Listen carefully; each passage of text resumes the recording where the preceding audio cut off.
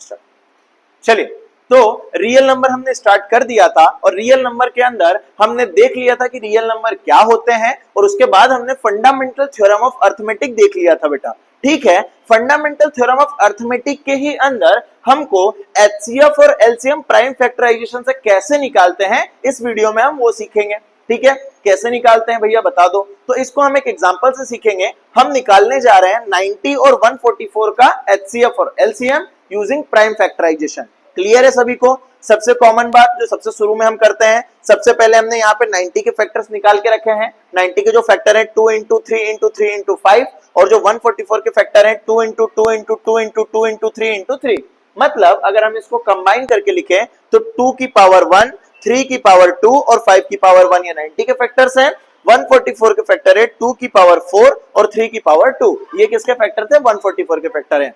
अब यहाँ पे ध्यान देने वाली बात यह है कि जब हम एचसीएफ निकालने जाएंगे, क्या निकालने जाएंगे बेटा? एचसीएफ। जब हम एचसीएफ निकालने के जाएंगे तो इन दोनों का हमको बेटा कॉमन फैक्टर लिखना है। कौन सा फैक्टर लिखना है? कॉमन फैक्टर जो 90 और 144 दोनों में आता हो, जो 90 और 144 दोनों में आता हो बेटा।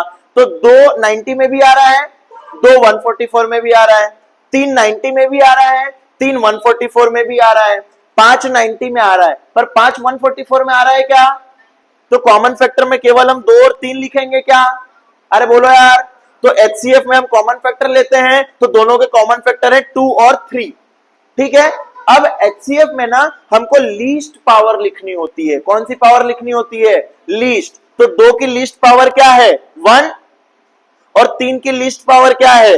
2, क्योंकि 3 की हाईएस्ट पावर थी 2, इधर भी 3 की हाईएस्ट पावर थी 2, तो लीस्ट पावर लिखना होगी तो हम 2 ही लिखेंगे। तो एचसीएफ निकालने के लिए हमको लीस्ट पावर लिखना पड़ता है। कौन सा पावर लिखना पड़ता है बेटा? लीस्ट पावर लिखना पड़ता है। तो जब हम लीस्ट पावर लिखेंगे और 90 और 144 का जब एचसीएफ निकालेंगे तो वो आएगा 2 इंटू 3 का स्क्वायर जो कि होता है 2 इंटू 9 जो कि होता है 18। समझ में आ गया एचसीएफ? एचसीएफ में किसी को कोई दिक्कत नहीं है। बढ़ते हैं एलसीएम की तरफ। एलसीएम में भी सेम फंडा है। एलसीएम में हम क्या लिखते हैं? प्राइम फैक्टर्स लिखते हैं। क्या लिखते हैं बेटा? प्राइम फैक्टर्स के साथ साथ हाईएस्ट पावर लिखते हैं। कौन से पावर लिखते हैं बेटा? Highest power. कौन से पावर लिखते हैं? Highest power. तो प्राइम फैक्टर देखेंगे 90 और 144 का, तो देखो बेटा 2 दोनों तरफ था, 3 दोनों तरफ था, 5 केवल इस तरफ था। 90 के फैक्टर में 5 आता था, पर हमको लिखना पड़ेगा 5 भी। समझ में आ गया? एलसीएम में हमको सारे फैक्टर्स लिखने होते हैं। ठीक है, तो देखो 2 इंटू 3 इंटू 5 ये हो गया। अब इनके ना हमको हाईएस्ट ग्रेटेस्ट फैक्टर्स लिखने पड़ेंगे। तो 2 का सबसे हाईएस्ट फैक्टर क्या है बेटा? 4। 3 का सबसे हाईएस्ट फैक्टर क्या है बेटा? 2 और 5 का हाईएस्ट फैक्टर क्या है?